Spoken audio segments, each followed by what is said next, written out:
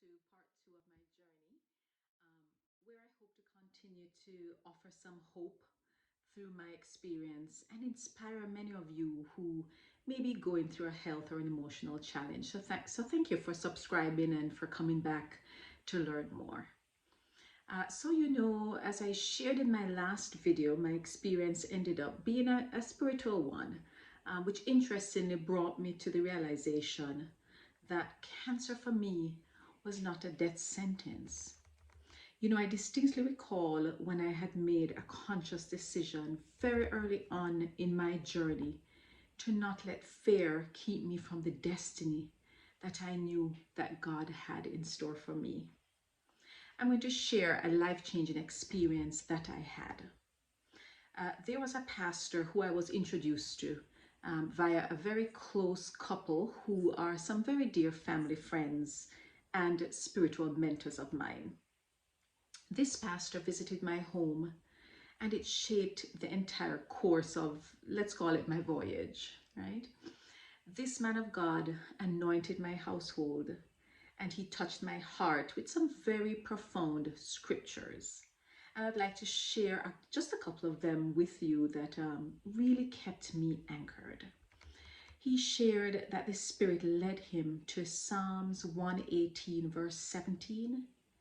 I will not die, but live and proclaim what the Lord has done. I remember in that very moment that it felt like such a revelation, because deep down I felt and I believed it wholeheartedly. He also shared that nothing will be possible without God's approval. And he reminded me that our God, who is so loving and kind, did not give this cancer to me. He allowed it to happen with bigger plans to continue his work on earth through my service to others. He also shared Jeremiah 29, verse 11, for I know the plans I have for you, plans to prosper you and not to harm you, plans to give you hope and a future. It was with that promised hope and future that got me through some of the very, very low moments. So in my first video that I shared were some takeaways of my journey, and some of you reached out and asked me to share exactly who were those right people that I referred to that I had in my inner circle. So I'm going to spend just a couple minutes just sharing that, who exactly, what that comprised of.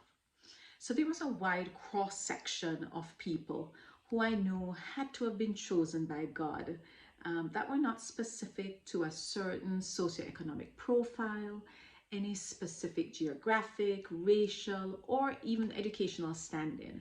These were just people who I refer to as my earthly supportive angels. So here's the thing. Have you ever gone through something and friends and family lovingly ask, how may I help you? And you have no idea what to actually ask for, or maybe because you're just too overwhelmed to even think? So let me share exactly who my support angels were that made up my inner circle, hoping that you may find this helpful. My circle included positive and uplifting people. I had a team focused on my spiritual growth and strengthening. There were those who coordinated meals collectively for 4 consecutive months, 5 to 7 days a week. I had my daily family support, including those who flew in to take shifts, weeks and months at a time, to assist with my very basic and daily needs. Yes, I'll admit I was a handful. It surely didn't help that I'm the last of 3 children. I had friends who teamed up to drive me to and from my chemo treatments weekly. I had friends who were in the medical field who helped review my daily treatment course and helped me manage my very intense side effects. There were those who helped with scheduling of a multitude of doctor's appointments, ordering and or picking up prescriptions for me. I had friends who would exercise with me based on where I was in my journey. I had note takers who were friends who accompanied me to some of my appointments where a lot of important information would be discussed or shared. That really allowed me to be able to focus on my engagement with my provider. This was very, very helpful as I could review those notes later on when I was in a better position to receive the information. And this is an area or takeaway that I think we very often underestimate or undervalue. So oftentimes, we walk away from an appointment and 15 minutes later or less, you can barely recall what the provider instructed you to do or recommend that you do. So I was immensely blessed to have had an entire village of support, and I still do in many respects. I remember going through this journey. It was an extremely emotional one. The journey was very difficult. It was very painful. I was in a wheelchair for 4+ months. I lost almost 40 pounds. I had a ton of complications that I won't even get into. It took a toll on my family and friends who had to watch helplessly so many times as I struggled through each doctor's appointment, each attempt to eat, to walk, to sleep. God bless them for the level of support that they provided day in and day out. There were so many quiet times that I would just sit there, just lay thinking, I am so blessed to have all of this support. I have an entire village helping me through this journey, not just here in Atlanta, but I had prayer warriors in over 9 countries. And yet, I had never felt so lonely in my entire life. I remember sitting one day in the chemo infusion chair, feeling just weak. I'd watch other patients get up and walk to use the restroom. They were nicely made up. Some of the ladies had high heel shoes on. Some were in just work clothes, and just a massive tear just fell. Here I was, I had tubes hanging out. I just wasn't strong enough to get up from my wheelchair independently. And I realized just how much we take for granted, something as routine as walking to the restroom.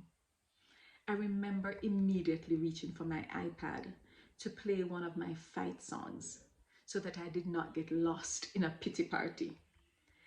I experienced a level of pain that I never thought was possible. There were weeks when every visit to the restroom would cause tremendous pain, causing me to scream. This was just too much to bear at times. I was later examined by a colorectal surgeon who shared that the pain was stemming from the rapid progression of the cancer that was spreading into my pelvic area, and that I would likely need to undergo radiation treatments. I remember hearing those words and feeling numb, and I just sat there quietly. I recall my very dear friend who had accompanied me to this specific appointment.